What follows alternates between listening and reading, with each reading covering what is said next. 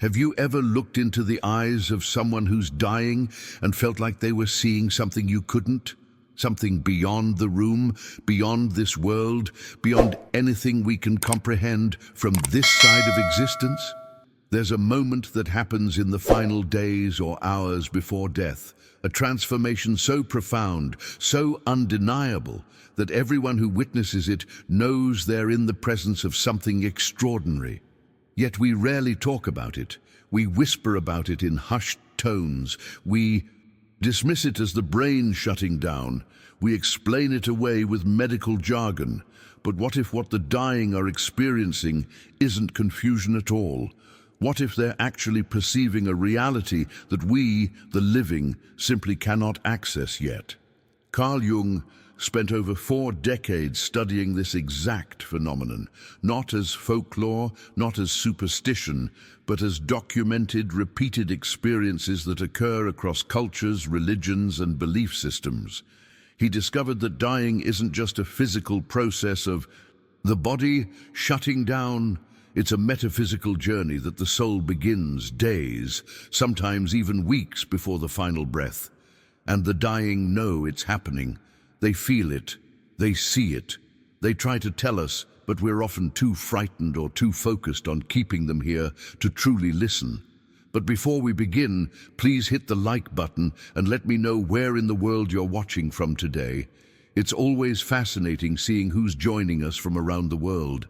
And if you haven't already, make sure to hit that subscribe button and turn on the notification bell so you don't miss any of our future videos. Now think about this for a moment. Has this ever happened to you?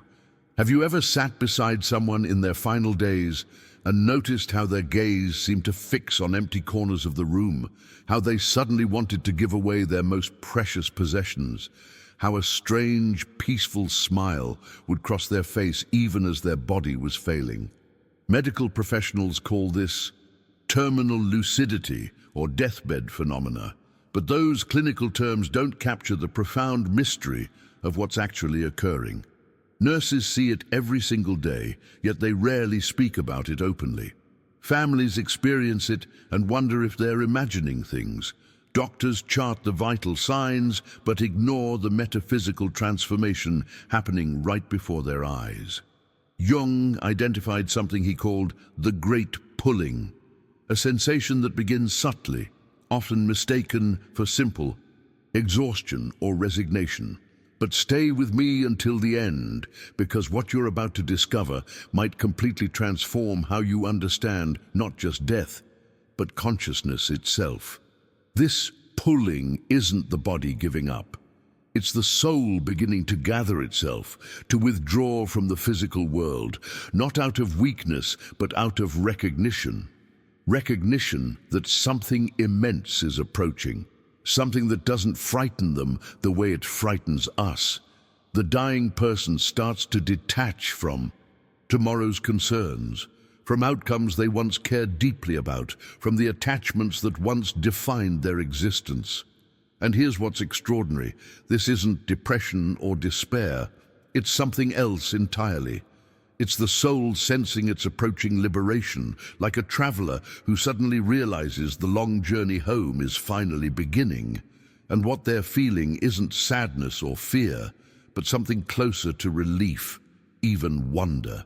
Now, I want to go even deeper into this topic because what happens next is where the transformation becomes truly visible to those of us watching. The dying person begins to describe a sensation that sounds almost impossible to articulate. They feel lighter, as though gravity itself is loosening its grip on them. But here's the paradox. While they feel lighter, they also feel less here, less anchored to this reality. One man who experienced this and survived long enough to describe it said it was like watching life from behind glass. He could see his family moving around his hospital room, their worried faces, their desperate attempts to keep him engaged. But it all seemed so distant, so temporary. Not in a cold way, he still loved them deeply, but everything that used to feel urgent and important suddenly appeared small when measured against what he was beginning to sense on the other side of that glass. This is the moment when families start to panic. They notice their loved one seeming detached, distant, almost unreachable, and they interpret it as giving up or slipping away. But Jung revealed something profound about this stage. They're not detaching from the people they love. They're detaching from the illusion that this physical world is all there is, the illusion that separation is permanent, the illusion that death is an ending rather than a threshold. In fact, many people report that their love becomes purer during this phase, stripped of ego, fear, and neediness.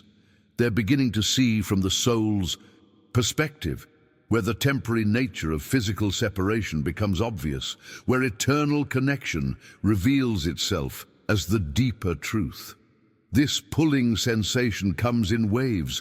One moment the person is fully present, laughing at a memory, squeezing your hand, completely themselves.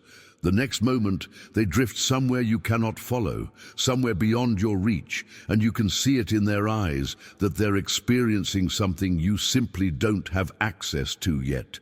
If this resonated with you, I'd love for you to subscribe. There's so much more we're going to explore together, topics that challenge conventional thinking and connect us to deeper truths. But there's something else happening during these moments, something Jung documented repeatedly that sounds almost mystical until you hear how consistently it occurs. The dying often begin to hear something, not voices calling their name, not music from childhood, but something far more fundamental. Jung called it the sound of the infinite, a vibration, a humming, a resonance that seems to come from everywhere and nowhere simultaneously. Some describe it like holding a seashell to your ear and hearing the ocean, but deeper, more encompassing, more alive. Others say it's like wind moving through trees that aren't there, or water flowing just beyond the edge of perception. This sound isn't frightening to them. In fact, it brings profound peace, as though the universe itself is humming a lullaby, welcoming them home. As their physical hearing begins to fade, their spiritual hearing sharpens, tuning into frequencies that those of us still fully anchored in physical bodies simply cannot detect. They're hearing their destination calling to them, and the journey toward that sound has already begun. Write in the comments, I've witnessed this, because these experiences are far more common than we acknowledge. And your story might be exactly what someone else needs to hear right now. What makes this sound so significant is that it's not just a passive experience, it's an active tuning process. Think of it like a radio dial slowly moving from one station to another. As the physical hearing diminishes, the spiritual hearing amplifies, and they're literally tuning into the frequency of the dimension they're approaching. One woman who went through this and somehow returned described it in a way that gives me chills every time I think about it. She said it was like hearing the universe breathing, like creation itself had a heartbeat, and she was beginning to sync with it. Her own rhythm, her own vibration was adjusting to match something infinitely larger than herself. This isn't poetic language, this is people trying to put into words an experience so profound that our everyday vocabulary simply doesn't have the capacity to capture it. They're describing a hidden truth about reality that most of us won't discover until it's our own time to make this journey. But the transformation doesn't stop there. In fact, what happens next is where skeptics really struggle, because this phenomenon occurs so consistently across so many cultures and circumstances that dismissing it as mere hallucination becomes increasingly difficult. Jung documented that approximately 3 to 10 days before the actual moment of death, something extraordinary begins to happen. The veil between this world and whatever lies beyond becomes incredibly thin, so thin that those who have already made the crossing can reach through, and they do. Deceased loved ones begin to appear to the dying person, not as frightening apparitions, but as escorts, as welcomers, as living proof that consciousness doesn't end when the body fails. What's remarkable is the pattern Jung observed. These visitors don't arrive randomly. They appear in a very specific order, always according to emotional significance. A beloved grandmother might be the first to appear, then perhaps a father who passed years ago, then a childhood friend. It's as if there's an intelligence behind the scenes orchestrating these reunions, ensuring the dying person is gradually prepared, gently reminded that the connections they formed in life transcend physical death. The impact of these visitations is profound. Families often don't know what to make of it when their dying loved one suddenly starts talking to people who aren't visibly there, having full conversations with empty chairs, smiling at corners of the room where no one stands. But Jung emphasized something crucial. These visitors aren't coming to take anyone away. They're coming to comfort, to prepare, to show the dying person that familiar love is waiting on the other side. There's one case that reveals just how real these experiences are. A young child was dying, and he kept talking excitedly about playing with his brother. His parents were completely confused. He didn't have a brother. But when they consulted Jung, he revealed something they had tried to forget. The mother had suffered a miscarriage 2 years before this child was born. That soul, that brother, was absolutely real in the dimension beyond our perception, and he was there preparing his younger sibling for the transition, making sure he wouldn't be afraid, showing him that this journey is one we never make alone. Drop a comment saying connection is eternal if this resonates with your own understanding or experiences, because recognizing these patterns changes everything about how we approach death. There's something else that happens during these visitations that completely dismantles the standard medical explanation of hallucinations or drug-induced confusion. Jung documented case after case where dying individuals would suddenly announce the presence of someone, let's say Aunt Margaret or Uncle John, and begin talking to them, even laughing with them. The family, assuming it's delirium, gently tries to redirect their attention. But then hours or sometimes just minutes later, a phone call comes through. Aunt Margaret passed away that morning in another city. Uncle John died unexpectedly 3 states away. The dying person saw them, spoke with them, before anyone in the room had any way of knowing these deaths had occurred. This isn't medication. This isn't oxygen deprivation. This is perception operating on a level that transcends our normal understanding of time and space. It's a revelation that challenges every conventional framework we use to explain consciousness, and it happens far too consistently to dismiss as coincidence. But here's where the transformation becomes even more visible, even more undeniable. As physical death draws nearer, many dying people begin to see light, real, tangible light that others in the room simply cannot perceive. One man kept insisting to his daughter that the room was filled with golden light, warm and beautiful, while she stood there seeing only the grey, sterile hospital walls under fluorescent lighting. This isn't imagination. Running wild in a failing brain, Jung explained that as the physical eyes prepare to close for the final time, the spiritual eyes begin to open, perceiving frequencies of light that those of us still fully anchored in physical reality cannot access. It's like suddenly being able to see infrared or ultraviolet, wavelengths that were always there but invisible to our normal range of perception.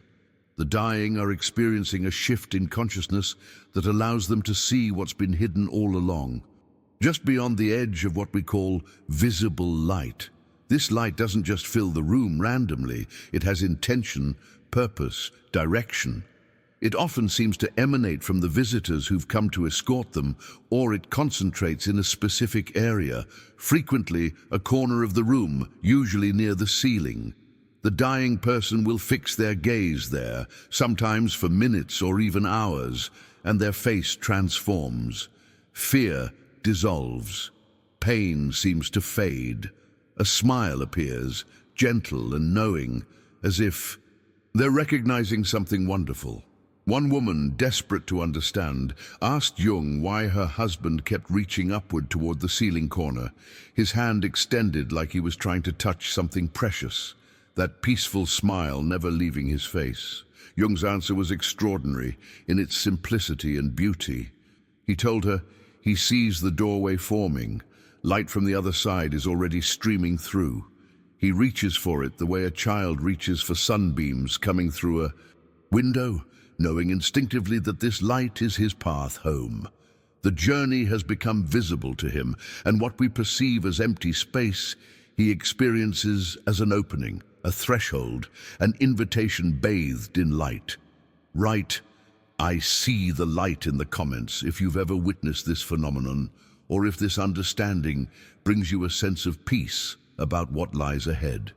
Understanding this shift in perception helps explain another phenomenon Jung documented extensively, something he called the preliminary life review.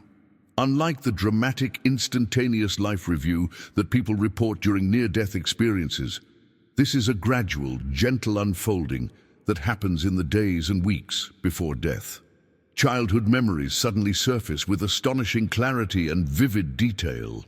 A person who struggled to remember what happened yesterday can suddenly describe their third birthday party with photographic precision.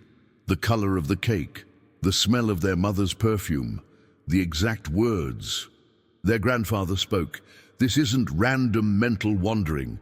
The soul is actively gathering its treasures, collecting every moment of love, every lesson learned, every instance of growth, and organizing them like someone carefully packing the most valuable possessions for a long journey. Nothing is lost. Every experience, even the ones that seemed meaningless at the time, is being collected and understood as part of the larger tapestry. This is why dying people often have an overwhelming need to tell their stories, even the ones their family has heard 1,000 times before. They'll recount the same childhood adventure, the same turning point, the same pivotal decision, with urgency and attention to detail that might seem exhausting to those listening. But they're not just reminiscing for nostalgia's sake. They're consolidating. They're making sense of the narrative arc of their entire existence, seeing patterns they never noticed before, understanding purpose that was hidden during the actual living of those moments. Jung documented one particularly striking case of a man who spent his final week methodically describing every single job he'd ever held, from his first paper route at age 12 through his retirement. His son grew frustrated, thinking his father's mind was deteriorating, stuck in meaningless loops. But what was actually happening was profound. This man was showing himself, perhaps for the first time, the golden thread of purpose that ran through every career. Choice, every transition, every apparent setback. Each job had taught him something essential, prepared him for the next stage, shaped him in ways he couldn't see while he was in the midst of it. Now, from the vantage point of approaching death, the perfection of his path revealed itself. Before you go, hit that like button. It tells me you felt the connection too, that this time we spent together was worth it for both of us. What's particularly striking about this review process is how it transforms the person's relationship with their own past.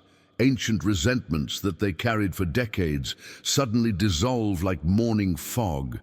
Grudges that once defined their identity become completely pointless. The impact of this shift can be stunning. A dying person might suddenly urgently need to reconcile with a sibling they haven't spoken to in 30 years, or they'll announce they've forgiven someone who doesn't even know they needed forgiving.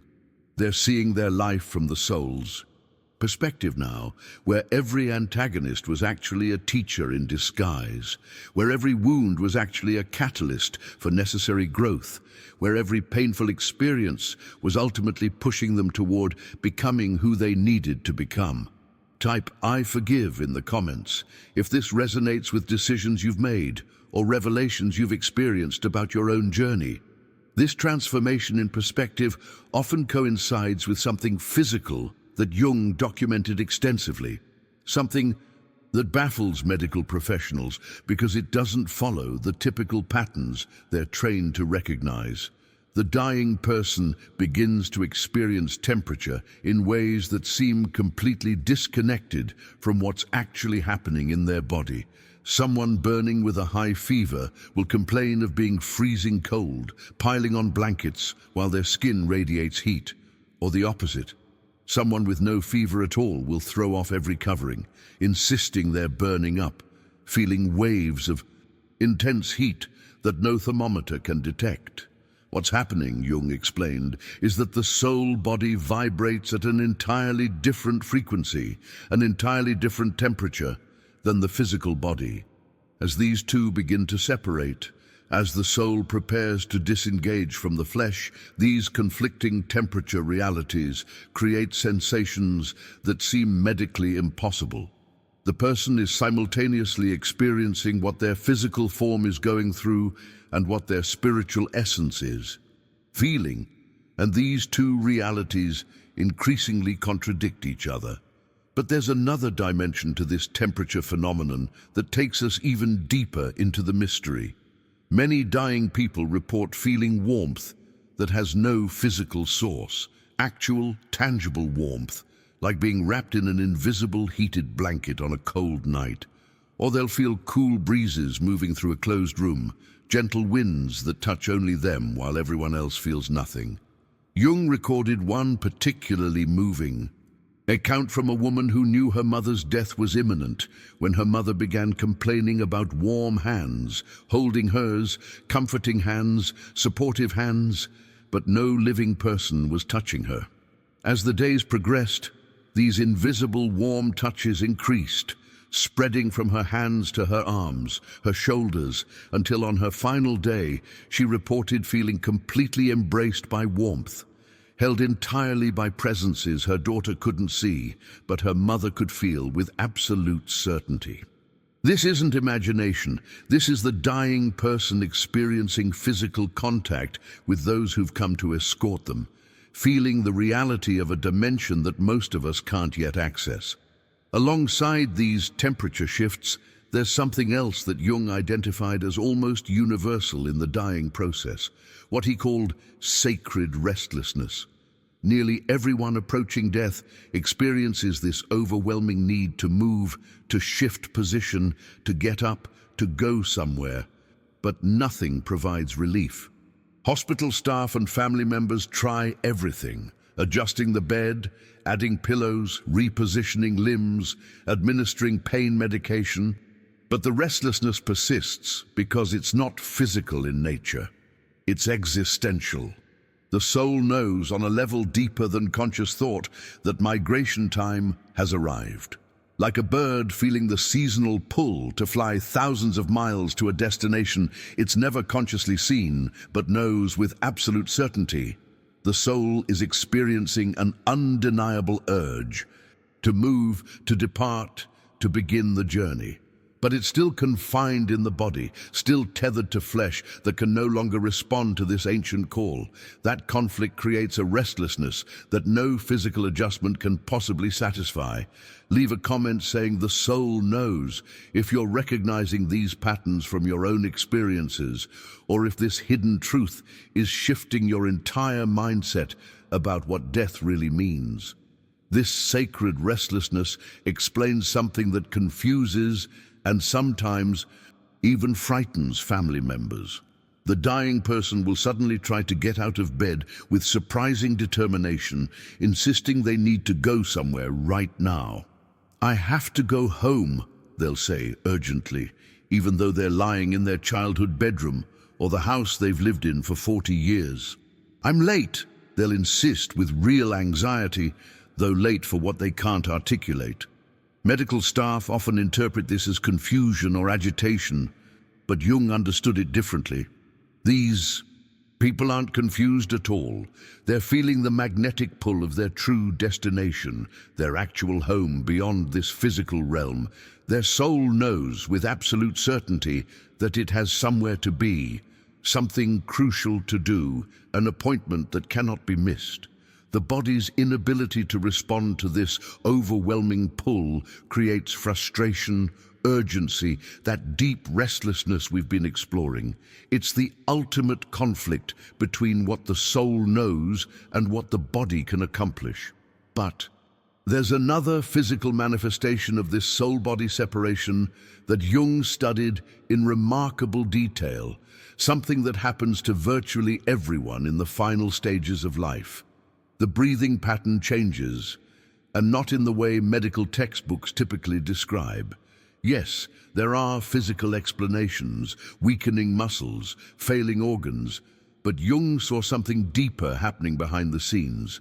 He understood that breath is the fundamental cord connecting soul to body, the invisible tether that keeps consciousness anchored in flesh.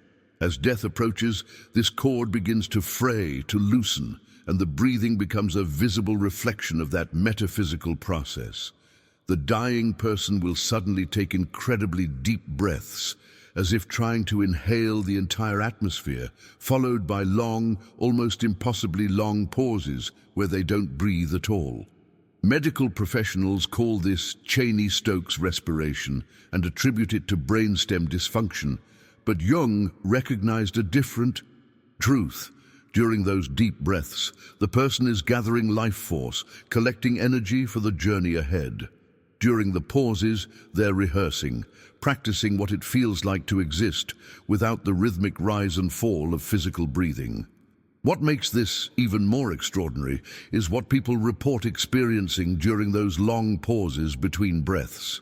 This is where the transformation becomes undeniable, where the journey reveals itself most clearly. Many who've been through this and somehow returned describe leaving their body during those breathless moments, floating near the ceiling, visiting other rooms in the house, observing their own physical form from an outside perspective. They're not unconscious, they're hyper-conscious, but in a completely different way. One woman who recovered from a near-death state gave Jung a description that perfectly captures this shift in perception. She said, "I was breathing with my whole being instead of just my lungs.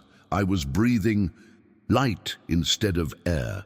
Think about the implications of that statement. She wasn't experiencing oxygen deprivation or brain malfunction. She was experiencing a different mode of existence entirely, one where consciousness doesn't require physical breath, where the soul sustains itself on something far more fundamental than oxygen molecules. Comment, breathing light. If this revelation is shifting your understanding of what consciousness actually is and how it operates beyond physical limitations. This understanding of breath as something more than a biological function helps explain perhaps the most mysterious phenomenon Jung documented, the absolute knowing. There comes a moment, sometimes days or even weeks before death, when the dying person suddenly announces with complete certainty exactly when they're going to leave. "I'll be gone by Thursday," someone might say on a Monday morning, with such calm assurance that it seems impossible. Their body might show no dramatic changes. Their vital signs might be stable, yet they speak with unwavering conviction. And then Thursday arrives, and they're right. Jung witnessed this pattern so consistently that he developed a framework for understanding it. "The soul knows its departure time," he explained, "the way a traveler knows their flight schedule. This isn't decided by the conscious mind attempting to predict organ failure. It's not the body announcing its imminent collapse. It's scheduled at a soul level, and as the moment approaches, this knowledge surfaces into conscious awareness like an appointment reminder rising from the depths of memory. This knowing brings a profound shift in the person's entire demeanor. Fear evaporates completely. The desperate struggle to hold on ceases. A deep, unshakable peace settles over them that no medication could ever produce. They know what's coming isn't an ending, but a departure, not death, but birth into something else. Yet just when families think they understand the trajectory, Just when they've begun to accept the inevitable timeline, something extraordinary often happens that makes everyone question everything they thought they knew. Jung extensively documented what medicine calls terminal lucidity, the sudden, dramatic improvement right before death. Someone who's been unconscious for days suddenly opens their eyes, completely alert and present. Someone who hasn't spoken coherently in weeks suddenly wants to have full conversations with everyone in the room. Someone who couldn't swallow suddenly asks for their favorite meal. Families desperately want to believe it's a miracle, a turnaround, evidence of recovery. But Jung understood the truth behind this phenomenon. This isn't the body healing itself. It's the soul making one final decision, gathering every last particle of remaining energy for one ultimate sprint, like a marathon runner finding impossible reserves in the final 100 meters. During this surge, something profound happens. Final messages get delivered. Love that couldn't be expressed for years pours out freely. Forgiveness flows in both directions. Important instructions are shared. Promises are made and received. The person becomes more radiantly themselves than they've been in months, clear and present and undeniably conscious. But this rally doesn't last. Usually within hours, sometimes within a day or two, the person dies. That surge was the soul's farewell gift, allowing one last clear connection before the journey begins. And then comes the most sacred moment of all, the acceptance. Jung documented that there's a specific, visible instant when everything changes. You can see it happen. The dying person's face suddenly transforms. All the struggle drains away. Fear dissolves like it never existed. Something settles over them that's beyond peace, beyond relief. It's recognition. One woman described watching this happen to her father, who'd been fighting and resisting for weeks. Then suddenly, his expression softened completely. He looked surprised, then deeply amazed, then profoundly relieved and whispered, "Oh, it's you," to something no one else could see. Right, I recognize this in the comments if you've witnessed this sacred moment, or if understanding this shifts your entire perspective on what's really happening during the dying process. That moment of acceptance transforms not just the dying person, but the entire environment around them. Jung documented something extraordinary that happens to the physical space where someone is approaching death. The room itself changes. It becomes charged with presence, thick with an energy that sensitive people can feel the moment they cross the threshold. Nurses who work in hospice settings talk about this all the time, though rarely in official reports.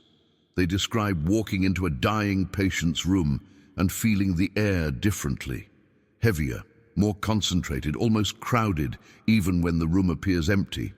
There's a sense of being watched, but not in an uncomfortable or intrusive way. It feels more like being held, supported, witnessed by an invisible gathering of love.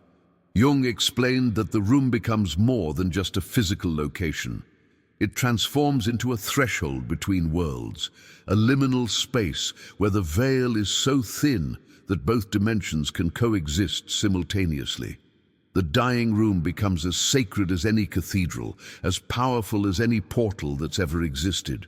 Some people with heightened sensitivity report seeing shadows moving, shapes of light congregating, a fullness that their eyes can't quite focus on, but their awareness absolutely knows is there. What makes this even more profound is what the dying consistently try to communicate during this time.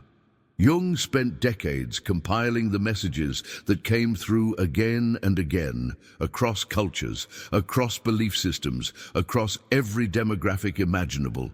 "I'm not afraid anymore," they say, and you can see the truth of it radiating from them. "I can see it now," they announce with wonder, as if a lifelong mystery has finally revealed its answer. "You're going to be okay," they reassure their grieving loved ones, speaking from a perspective where they can see futures and connections that we can't yet access. "It's not what we thought. they whisper, meaning that whatever they're experiencing doesn't match any religious doctrine or cultural expectation exactly. It's stranger, more natural, more magnificent than any human conception could capture. I need to go, they say with gentle urgency, not as rejection, but as recognition of timing. And perhaps most important, I'll still be here. Not metaphorically, not as comforting poetry, but as absolute knowing.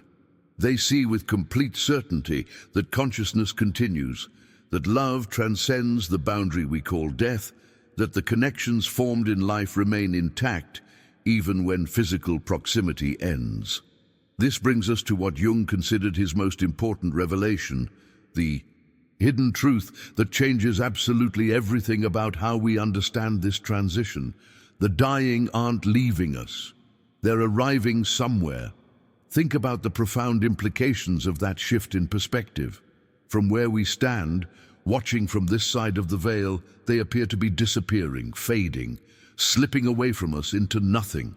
But from their perspective, from the vantage point they're beginning to access, they're appearing, becoming more real, more themselves, more vibrantly, alive than they ever were in physical form. What we witness as death is actually birth from another angle.